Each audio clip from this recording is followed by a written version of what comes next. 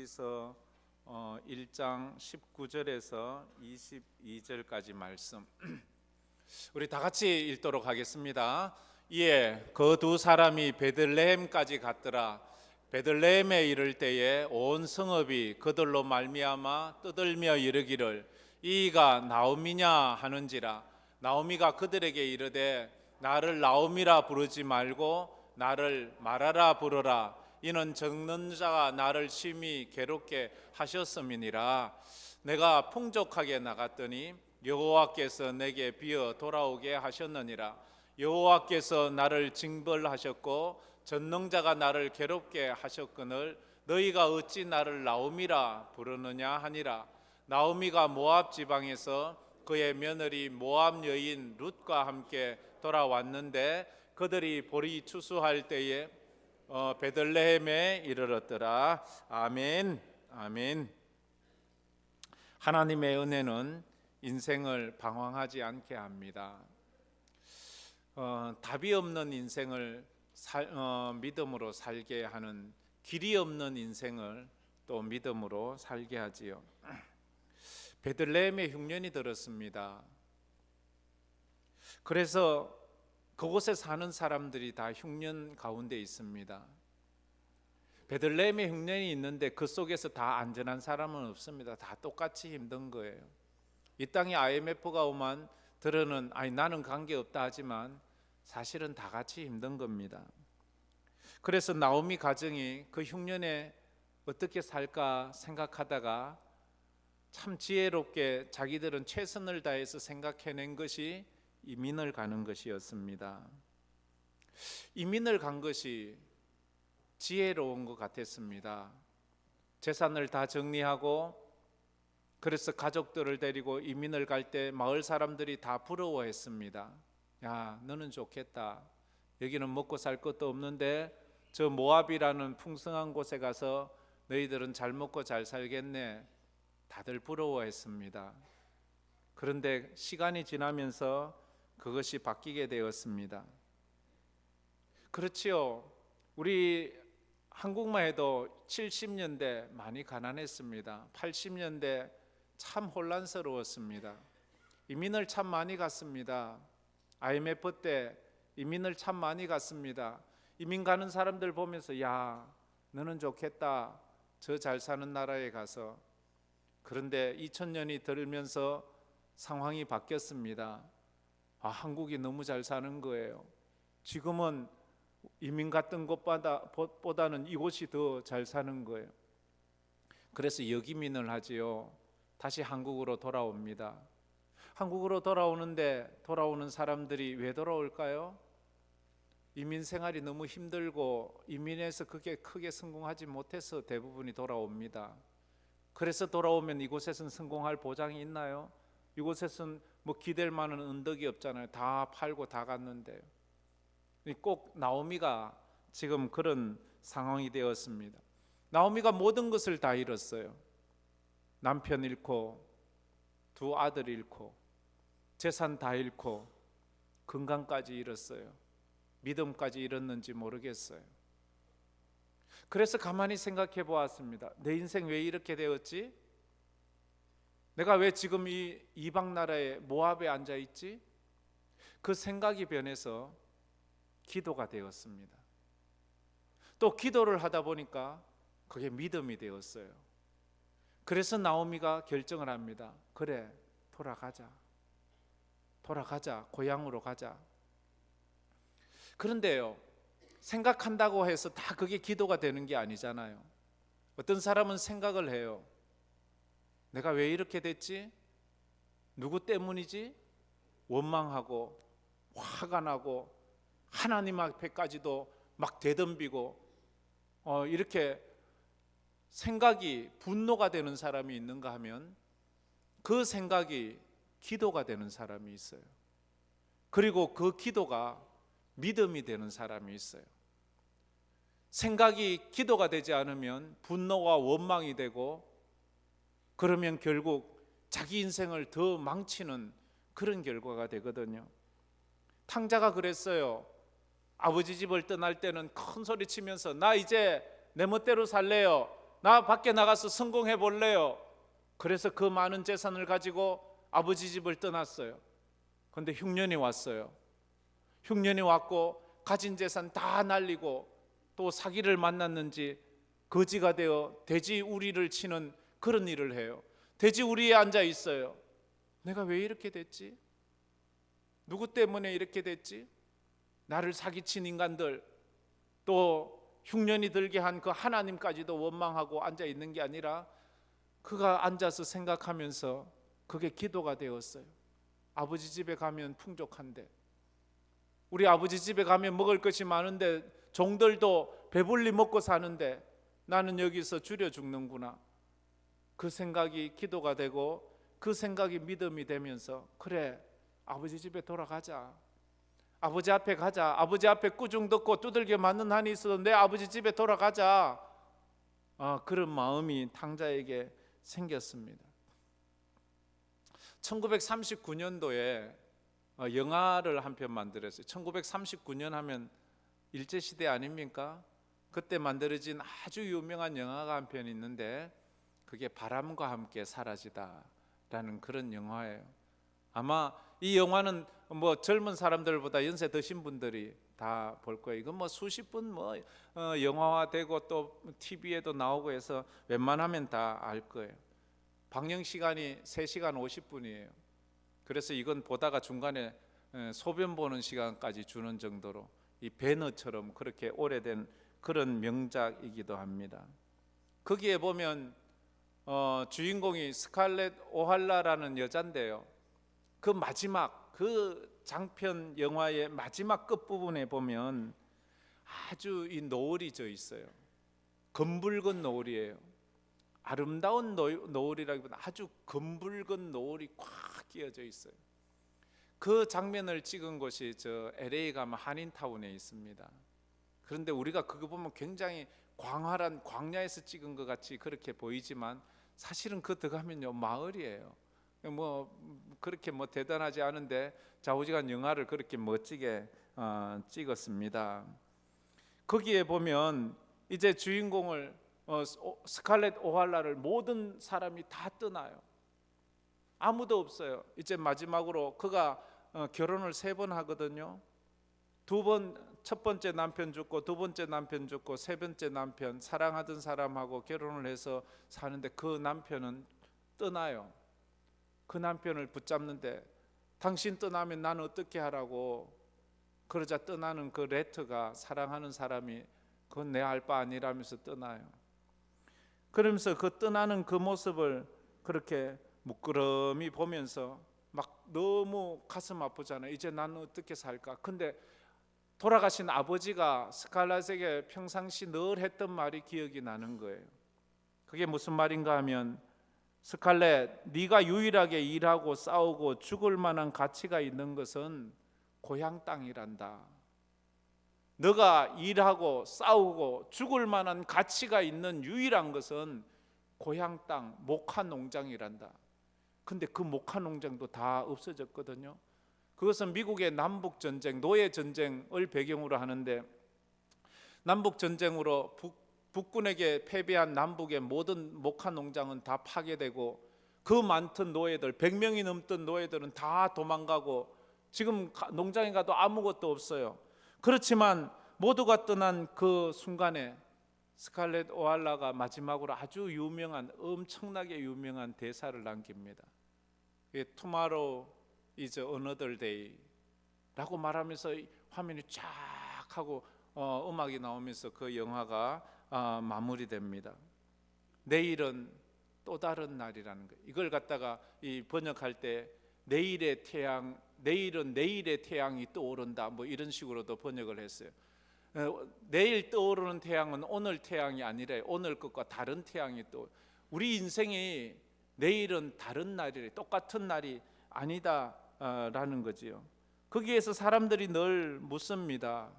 바람과 함께 사라지다. 이 제목은 왜 지었을까? 도대체 바람과 함께 뭐가 사라졌단 말인가? 바람과 함께 사라지다. 스칼렛 오할라에게 모든 것이 다 바람과 함께, 이 바람은 전쟁을 상징하거든요.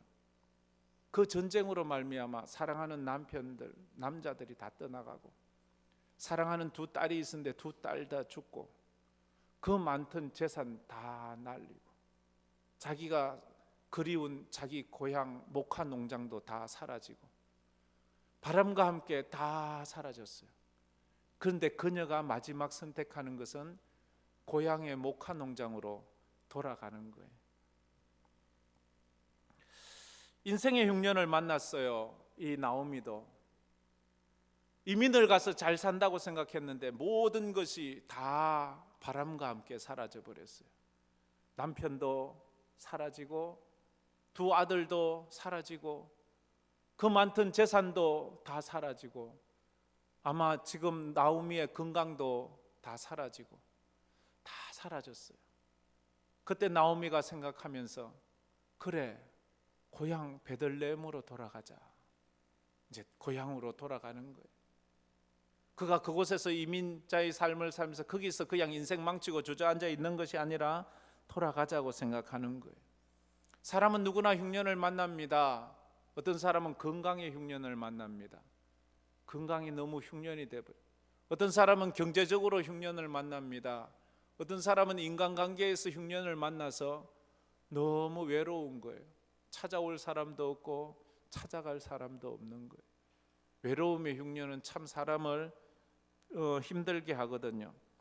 흉년을 어떻게 해석하느냐에 따라서 그 인생이 빛나는 인생으로 바꾸기도 하지만, 흉년을 어떻게 해석하느냐에 따라서 그 흉년으로 말미암아 망하는 인생이 되기도 합니다. 이제 나오미는 고향으로 돌아가기 위해서 이방 며느리 두 며느리를 너희 집으로 친정으로 돌아가라고 말합니다. 근데 오르바는 자기 집으로 돌아갔지만 두 번째 자부인 룻은 나는 어머니를 떠나지 않겠습니다. 어머니를 따라, 아니야, 너희 친정으로 가. 그곳에 가서 네 잘 먹고 잘 살아. 다시 시집 가든지 그렇게 해. 아니요, 어머니를 떠나라 하지 마세요. 어머니의 백성이 나의 백성이고 어머니의 하나님이 나의 하나님입니다. 나는 어머니가 죽는 곳에서 나도 죽을 것입니다. 죽음 외에 내가 어머니를 떠나면 하나님께서 내게 벌 위에 벌을 더 내리실 것입니다. 이렇게 말하면서 안 떠난다는 거예요. 왜 안 가니? 가라. 안 갑니다. 저는 못 갑니다. 아니, 어머니 따라가서 네가 날 따라온다고 뭐가 있니? 내가 돈이 있니? 재산이 있니? 뭐 자식이 있니? 뭐가 있어서 너에게 줄 것은 아무것도 없어. 네가 이스라엘로 돌아가면 너는 이방 여인이라 천대받을 거야. 무시당할 거야. 그래도 저 어머니 따라갑니다. 그래서 어머니를 따라가는 거예요. 첫 번째로 오늘 생각해 볼 것은, 상황 따라 살아가는 인생은 방황하는 인생이 됩니다. 다 같이 한번 읽어봅시다. 상황 따라 살아가는 인생은 방황하는 인생이 됩니다. 저 상황이 뭐예요? 우리의 삶이잖아요. 우리의 환경이잖아요. 유행이잖아요. 세상의 그런 경험이나 세상의 지혜잖아요. 그런 상황 따라 사는 인생은 방황하는 인생이 되고 만다는 것은 자명한 이치입니다. 왜냐하면 상황은 진리가 아니거든요. 상황은 언제나 바뀌어요. 그때는 맞았는데 지금은 틀린 게 상황이에요. 지금은 왜 그러냐고 하면, 지금은 상황이 바뀌었대요. 그때는 유행이었는데 지금은 유행이 끝났어요. 그래서 말해요. 지금은 유행이 끝났대요. 너 그런 거 입고 오면 사람들한테 무시당해. 요즘은 이게 유행이야. 이 정도는 갖고 있어야지 돼. 그때는 그게 유행이었지만 지금은 아닌 거예요. 6.25 때가 그랬잖아요. 6.25 해방하고 6.25 나기 직전에 똑똑한 사람들은 전부 사회주의 그 사상을 따랐어요. 야, 이런 사회주의가 어디 있냐. 공부 좀 했다는 사람은 전부 다 사회주의를 따라 공산주의를 추앙했어요. 근데 지금, 그때는 맞은 것 같았는데 지금은 아닌 거예요.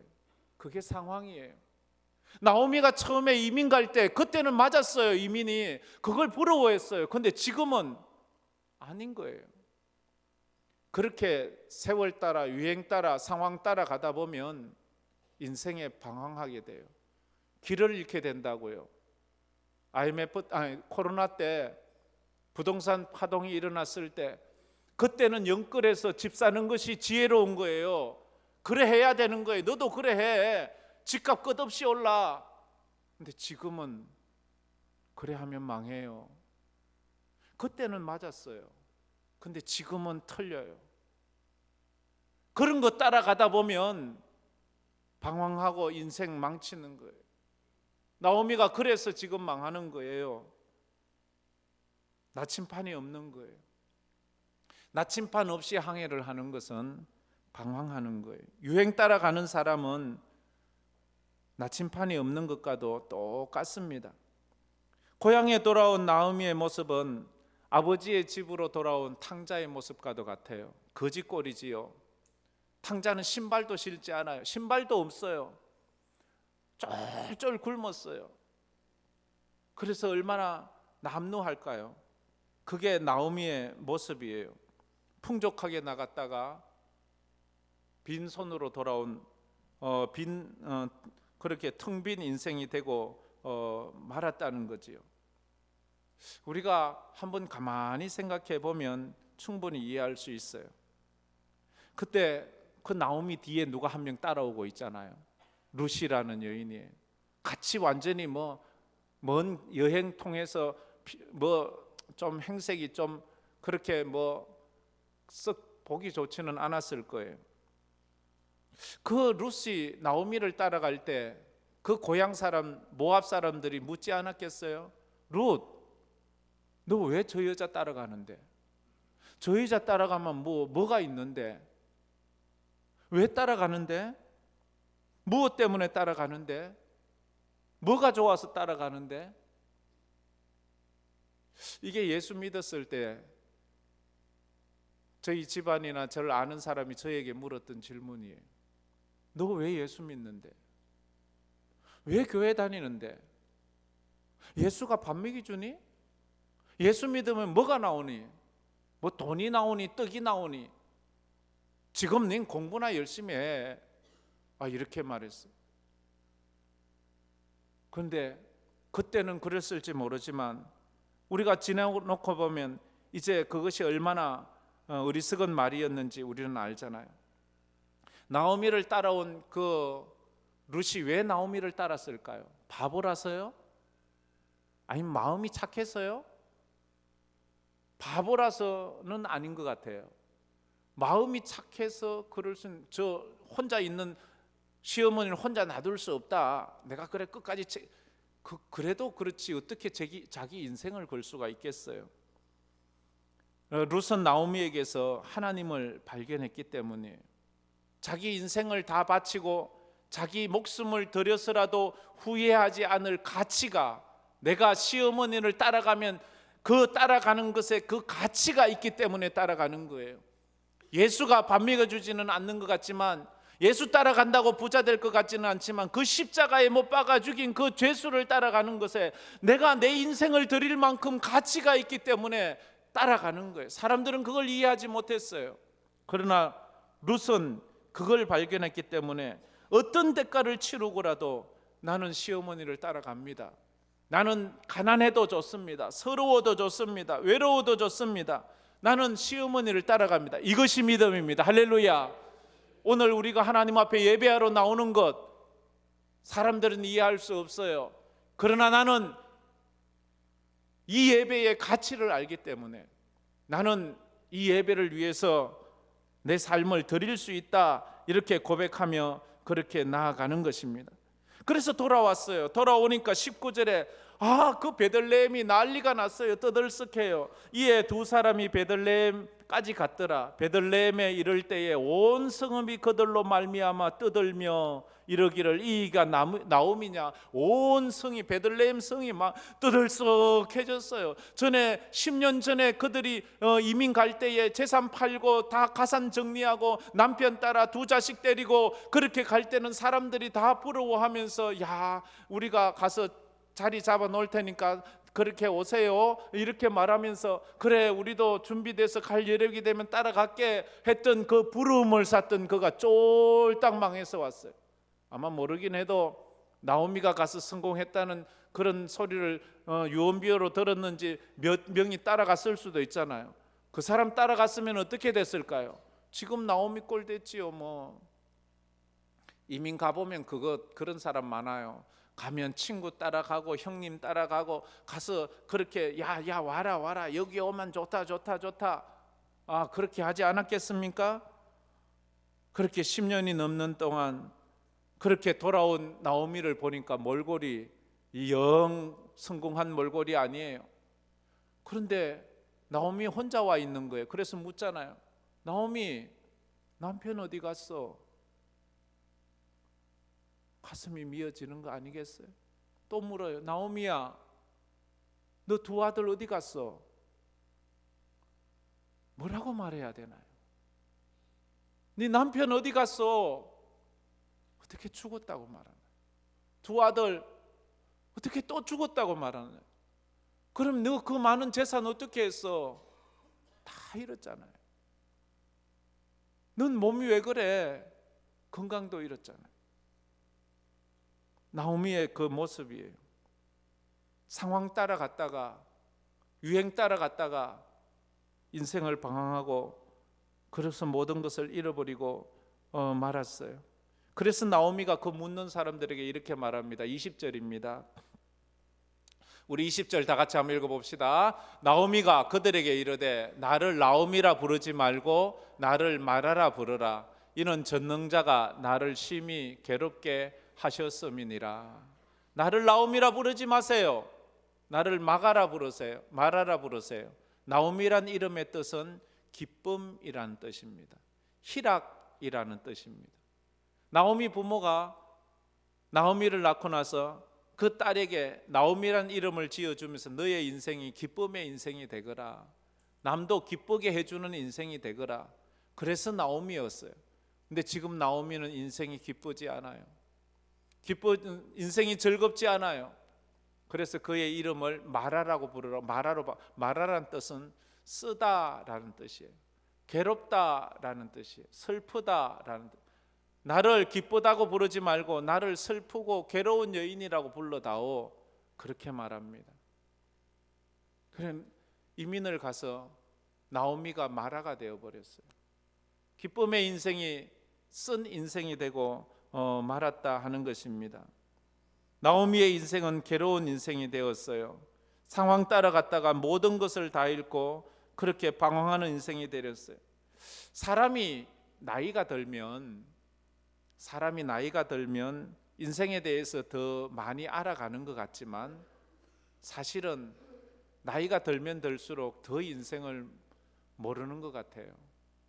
더 인생이 복잡하고 더 인생이 어려워져요. 그래서 어릴 때 소년기 때에 묻는 질문은 단순하잖아요. 왜 나는 자꾸 배고플까요? 나는 자꾸 배고파요, 엄마. 이렇게 아주 단순한 질문. 그러나 청년기에 가면 질문이 좀 더 복잡해지지요. 왜 대학도 가야 되고 왜 직장도 가야 되고 너무 힘들어요. 그러자 노년기가 되면 더 심오한 풀 수 없는 그런 질문들을 하죠. 왜 사람은 죽어야 하나요?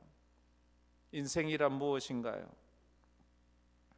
점점 이 질문이 더 복잡해지잖아요. 욥은 참 지혜로운 사람입니다. 동방의 부자였습니다. 가장 큰 부자. 그런데 그런 지혜로운 부자도 자기 인생에 일어난 일에 대한 답을 찾을 수가 없는 거예요. 왜 내게 이런 일이 일어났지? 왜 내 자녀가 10명이 하루 한날 한시 한 장소에서 어떻게 자식 10명이 한날 한시 한 장소에서 다 죽냔 말이에요. 그 많던 재산이 한날 강도 때가 와서 다 빼앗아가요. 왜 내게 이런 일이? 그걸로 끝나지 않아요. 자고 일어났는데 온 몸에 피부병이 생겼어요.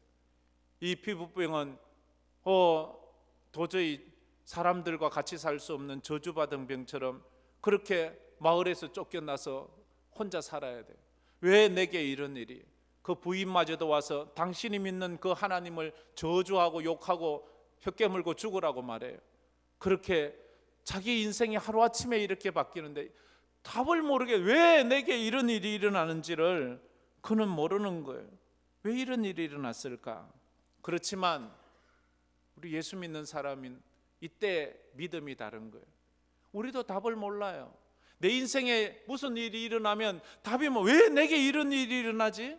왜 내가 이런 끔찍한 일이 일어나지? 그렇지만 답은 모르지만 그럼에도 불구하고 하나님의 은혜를 붙잡고 사는 것이 우리 성도입니다. 할렐루야. 내가 가는 길을 모르지만 그래도 믿음으로 걸어가는 것이 우리 성도예요. 그래서 내가 가는 길을 오직 그가 아시나니 그가 나를 단련하신 후에는 내가 정금같이 나오리라. 왜? 나는 모르는데 하나님은 아신다는 거예요.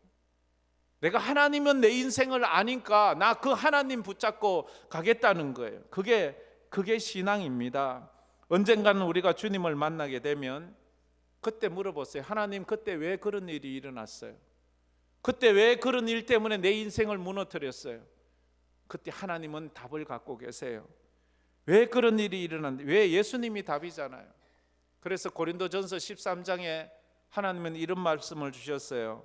내가 어렸을 때에는 말하는 것이 어린아이와 같고 깨닫는 것이 어린아이와 같다가 생각하는 것이 어린아이와 같다가 장성한 사람이 되어서는 어린아이의 일을 버렸노라.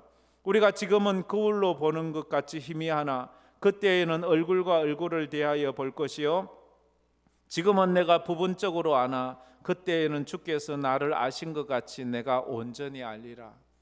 지금은 내가 부분적으로 알아요. 희미하게 알아요. 그러나 주님을 만났을 때에는 내 인생에 일어난 그 많은 의문스러운 일들을 확연하게 얼굴과 얼굴을 대하여 보는 것처럼 알게 될 것이라고 말을 합니다. 스탠리 하우어스라는 사람은 이런 말을 했습니다. 신앙이란 답을 모르는 채 계속 나아가는 법을 배우는 것이라고 했어요. 신앙은 다 알고 가는 게 신앙이 아니에요. 신앙은 여전히 모르지만 답을 모르는 채 계속 나아가는 법을 배운대. 답을 모른다고 거기에 주저앉는 게 아니에요. 내가 이해하지 않는다고 포기하는 게 아니에요.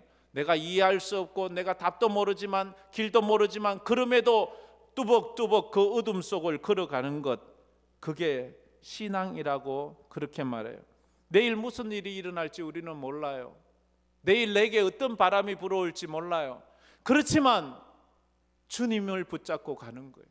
내일은 난 몰라요. 하루하루 살아요. 불행이나 요행함도 내 뜻대로 못돼요. 험한 이 길 가고 가도 거천 없고 고네요. 주님 예수 날 붙드사 내 손 잡아주소서. 이게 우리 신앙이라는 거지요. 내일을 모르지만 주님 붙잡고 가는 거예요. 그게 믿음이에요. 신앙은 답이 없고 길이 보이지 않는 삶을 믿음으로 뚜벅뚜벅 걸어가는 것인데 이게 나오미와 룻의 인생이었어요. 나오미는 몰랐어요. 그냥 가는 거예요. 고향으로 돌아가는 거예요. 룻도 이 시어머니를 따라가면 무슨 일이 있는지 몰라요. 그러나 믿음으로 가고 또 가니까 하나님께서 계획하신 그 인생의 길을 걸어갈 수 있었다 하는 것입니다. 두 번째로, 말씀을 따라 가는 인생은 더 이상 방황하지 않습니다. 다 같이 한번 읽어보겠습니다.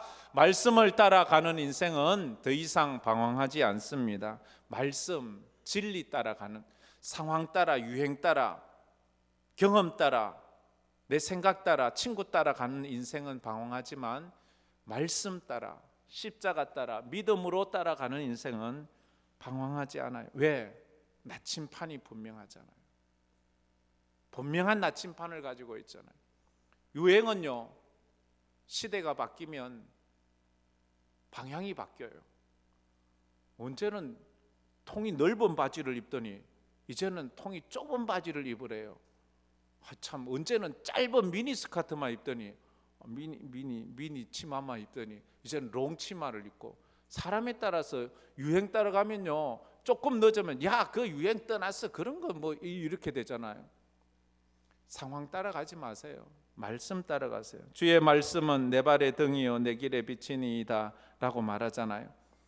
스티브 도나휴라는 사람이 지은 책 중에 사막을 건너는 6가지 방법이라는 책이 있어요. 저기에 6가지 방법을 말하는데 사막에는 길이 없잖아요. 두 가지만 본다면 첫째가 그거예요. 사막에서는 절대 지도 따라가지 말고 나침판 따라가라고 말해요. 사막엔 지도가 없어요. 큰 지도는 있죠. 지구본 같은 데 보면 이 지도는 있는데 거기에는 사막엔 길이 없잖아요. 아침엔 길이 있었어요. 근데 바람 한 번 불고 나니까 길이 없어져 버렸어요. 바람 한 번 불고 나니까 길이었는데 산이 더 생겨버렸어요. 바람 한 번 불고 나니까 산이었는데 평지가 돼버렸어요. 구름텅이가 돼버렸어요.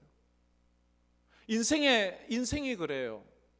내 길이 평탄한 줄 알았는데 IMF 한번 와보니까 완전히 가시밭길이 돼버렸어요. 코로나 한번 와보니까 완전 정글이 돼버렸어요. 인생은요, 사막과도 같아서 길이 없어요. 길 없는 곳은 지도가 필요 없어요. 지도 보고 가지 마세요.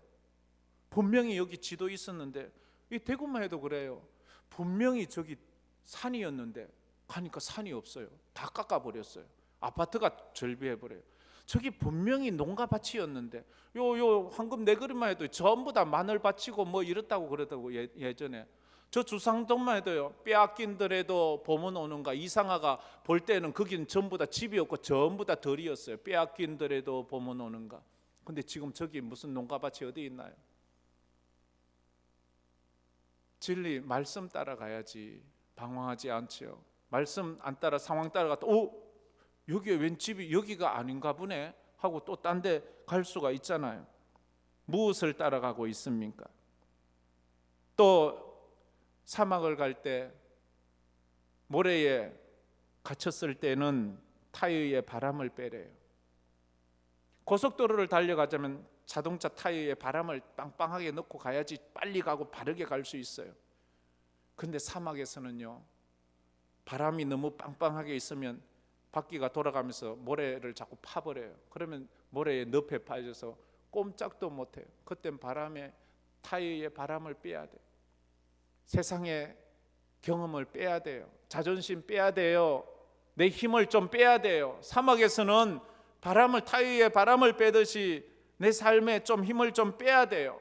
그래야지 그걸 늪에서 벗어나서 한 걸음 한 걸음 앞으로 가지요. 자꾸 자기 잘났다고 자기 경험 내세우다가 거기서 빠지면 옴짝달싹 못하고 거기서 죽는 거예요. 인생은 고속도로가 아니에요. 모래사막과도 같은 거예요. 주의 말씀은 내 발의 등이요 내 길의 빛입니다. 말씀이 있는 사람은 길을 잃지 않습니다. 빛이 있기 때문에 여러분의 인생길에서 여러분의 인생에 빛을 비춰줄 말씀이 있나요? 고난의 때에 버티게 하는 말씀이 있나요?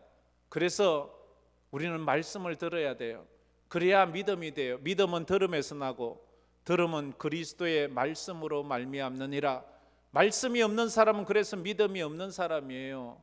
말씀이 없는 사람은 믿음이 없어요. 믿음이 없는 사람은 나침판이 없는 거예요. 그래서 우리는 들은 말씀이 믿음이 될 때 우리가 믿음의 사람으로 우뚝 설 수 있는 것입니다. 그래서 21절에 이렇게 말합니다. 나오미는 또 이렇게 말하지요. 다 같이 21절 말씀 다 같이 읽어보겠습니다. 내가 풍족하게 나갔더니 여호와께서 내게 비어 돌아오게 하셨느니라. 여호와께서 나를 징벌하셨고 전능자가 나를 괴롭게 하셨거늘 너희가 어찌 나를 나오미라 부르느냐 하니라. 내가 풍족하게 나갔다가 텅텅 비어서 돌아오지 않았느냐? 너희가 나를 어찌 나오미라 부르느냐? 아무것도 없다는 거예요. 아무것도 없다. 다 잃어버렸다는 거예요. 나오미와 탕자의 공통점이 그거잖아요. 풍족하게 둘 다 나갔지만 돌아올 때는 텅 비어서 돌아오는 것이 나오미와 이 탕자의 공통점이잖아요. 모든 것이 다 비었어요. 탕자는 모든 것을 잃고서야 진짜 나침판을 붙잡습니다. 상황 따라 살아서는 방황했지만 하나님 은혜를 붙잡고 살면서 돌아와요. 인생에 있어서 늦은 때는 없어요. 내 나이 이 정도 아유, 내 인생이 이런데 나는 이제 늦었어, 이 생은 망했어. 아니요, 그건 자기 생각이죠. 하나님은 하나님의 시간이 있어요. 남과 비교하지 마세요. 나이가 많고 적고 몸이 건강하고 안 건강하고 뭐 내가 돈이 좀 있고 없고 그게 중요하지 않아요. 하나님이 부르시는 그때가 정확한 타임이시고 좋은 시간인 줄 믿습니다. 지금 주님 앞에 나오세요. 그때가 딱 좋은 때예요. 그리고 믿음으로 나아가는 것입니다.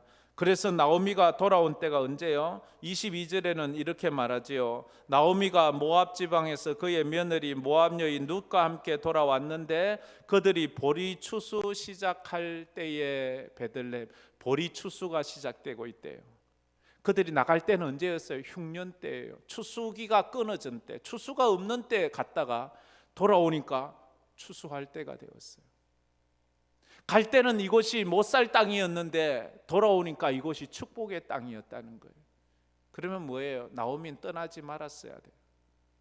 떠나지 않았더라면 모든 것을 잃지도 않았을 터인데 떠나서 그는 모든 것을 잃어버리고 말았어요. 인생에서 가장 가치 있는 것이 무엇인가 하면 하나님께 돌아올 수 있는 거예요. 하나님께 돌아오지 않는 인생은 가장 가치를 있는 것이 무엇인지 모르는 거예요. 하나님께 돌아오면 하나님은 그 인생이 다시 시작하게 해주세요. 다시 시작하게. 그래서 모세에게 다시 시작할 수 있게 해주잖아요. 인생 80에 다시 시작하게 해주시는. 나오미가 남편 죽고 아들 죽고 재산 다 잃었는데 내가 내 인생을 어떻게, 하나님은 거기서 다시 시작해서 나오미의 품에 다윗의 조상을 품게 해주시잖아요. 그런 놀라운 축복을 하나님은 갖고 계세요. 나오미가 다시 돌아왔을 때 마라가 된 나오미가 마라로 바뀌죠. 나오미로 바뀌죠. 나오미가 떠났을 때 마라가 되었지만 돌아와서는 다시 나오미가 되는 인생을 살게 해 주시는 거예요. 방황하는 삶의 특징은 삶을 살면서 방향을 잃어버리고 사명을 잃는 거예요. 방황하는 사람에게 물어보세요. 사명대로 살자. 당신 예수 믿잖아. 예배 드려야지. 당신 직분이 있잖아. 직분을 가지고 사명을 감당해야지 라고 말하면 내 코가 석자인데 뭐 지금 내가 뭐 그거 나하고 무슨 상관이 있냐고 이렇게. 내 코가 석자인데 당신은 애기 엄마잖아. 애기 좀 제대로 키워. 내 코가 석자인데 애를 버리고 애를 구박하고 하는 사람들, 내 코가 석자라서 그런데. 그래도 해야 할 건 해야 되는데 사람들은 자기 코가 석자라고 마땅히 해야 할 일을 하지 않습니다. 자기에게 주어진 사명도 내팽개칩니다. 남을 섬기는 일도 하지 않습니다. 예배하는 삶도 포기합니다. 자기만 챙깁니다. 아니요, 그래 살면 안 됩니다. 자기 삶이 힘들고 자기 코가 석자라 할지라도 그리스도인은 달라야 합니다. 아무리 힘들어도 예배하며 살아야 합니다. 그게 내 인생을 바른 길로 가게 하는 것이니까. 아무리 어려워도 눈물 나고 힘들고 아파도 막 살면 안 돼요. 그러면 인생 완전히 망치는 거예요. 아무리 힘들고 어려워도 성도는 예배하는 삶을 포기해서는 안 돼요. 그게 바른 길이고 그게 하나님의 축복의 길이기 때문에, 그게 믿음의 길이기 때문에 세상을 살다 보면 성공하는 사람들보다 실패하는 사람들이 더 많습니다. 세상을 살다 보면 좋은 일보다 슬픈 일이 더 많을 때가 있습니다. 그래서 우리는 이 땅을 살아갈 때 성공하는 것만 자꾸 쫓아가고 부러워할 것이 아니라 실패의 삶을 보면서 어떻게 하면 실패를 딛고 일어설 수 있는지를 배워야 합니다. 남의 성공 스토리만 자꾸만 배우려고 하지 말고 남들이 어떻게 실패했는데 다시 재기했는지를 배워가는 이 지혜가 필요한 거예요. 그래서 아브라함 링컨 대통령이 늘 평상시에 암송했던 말씀, 우리가 알거니와 하나님을 사랑하는 자 곧 그의 뜻대로 부르심을 입은 자들에게는 모든 것이 합력하여 선을 이룬다 하는 이 말씀을 암송하며 살았대요. 힘들고 어렵고 넘어져도 그래, 나는 모르지만 하나님께서 내 인생을 합력하여 선을 이루어 가실 거야. 내가 지금만 버티고 지금만 이겨내면 돼. 그래서 그리스도인들은 오뚜기 같다고 말하는 거예요. 오뚜기가 되어야 되는 거예요. 오뚜기가 된 성도들은 이런 삶을 삽니다. 성도들에게는 시련은 있어도 실패는 없는 거예요. 시련은 있어요. 그러나 다시 일었어요. 실패는 없어요. 그런데 이걸 오뚜기가 되지 않은 사람, 넘어져서 가만히 있으면 그 인생 실패하는 거예요. 일어선 사람은 그것이 시련이 되어 또 다른 인생의 기회를 가지고 가는 거예요. 얼음판에서 팽이를 돌릴 때 팽이를 자꾸 채찍질합니다. 팽이가 말합니다. 왜 자꾸 때리냐고, 아파 죽겠다고, 나 좀 가만히 두라고. 그런다 가만히 두면 어떻게 해요? 팽이가 쓰러져서 죽지요 뭐. 그런데 때리는 건 팽이를 힘들게 하려고 때리는 게 아니에요. 살라고, 살아서 돌라고, 힘있게 하라고. 어떨 때는 하나님이 우리를 팽이처럼 채찍질할 때가 있어요. 왜 내가 때리냐고, 왜 나를 이렇게 괴롭히냐고. 그건 우리를 살라고 그러는 거예요. 그래서 우리가 예수를 만나면 인생의 방황이 끝나고, 좋은 교회를 만나면 신앙의 방황이 끝난다는 아주 옛날 이런 그런 표어가 있잖아요. 우리 다 같이 한번 읽어봅시다. 좋은 교회를 만나면 신앙의 방황이 끝나고, 예수를 만나면 인생의 방황이 끝납니다. 그래요. 여러분들이 좋은 사람이 되세요. 좋은 사람을 만나도 인생이 무너진 인생이 다시 일어서는 거예요. 선한 사마리아인을 만나면 강도 만난 사람 인생이 새로워지는 것처럼, 우리 황금교회 성도들이 만나는 사람마다 여러분을 통해서 예수 만나는 축복이 있기를 축원합니다. 그래서 상황 따라 살아가는 인생은 방황하는 인생이 되지만, 말씀을 따라가는 인생은 더 이상 방황하지 않습니다. 여러분은 지금은 어떻게 살고 있나요? 여러분의 인생은 지금 방황하고 있습니까? 이리 갈까 저리 갈까 고민하고 있습니까? 아니면 순례자의 삶을 살고 있습니까? 힘들고 어렵지만 저 천국을 향하여 하나님의 영광을 위하여 꿋꿋이 걸어가고 있습니까? 믿음으로 순례자의 인생을 살아가는 우리 성도들 되기를 주의 이름으로 축복합니다. 우리 말씀을 생각하면서 이 찬양을 한번 불렀으면 좋겠습니다. 내 인생 여정 끝내요 강 건너 언덕 이룰 때. 우리 찬양 한번 불러봅시다.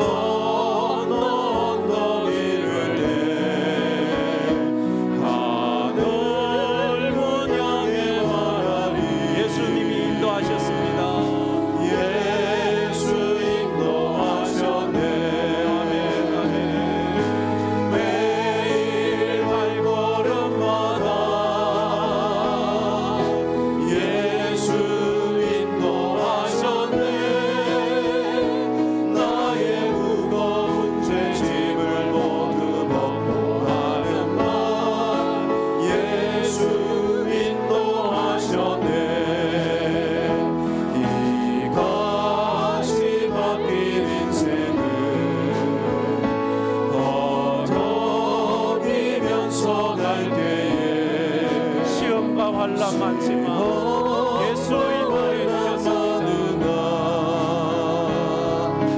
예수 인도하셨네. 아멘. 매일 발걸음마다 예수 인도하셨네. 나의 무거운 죄짐을 모두 벗고 하는 말 예수 인도하셨네.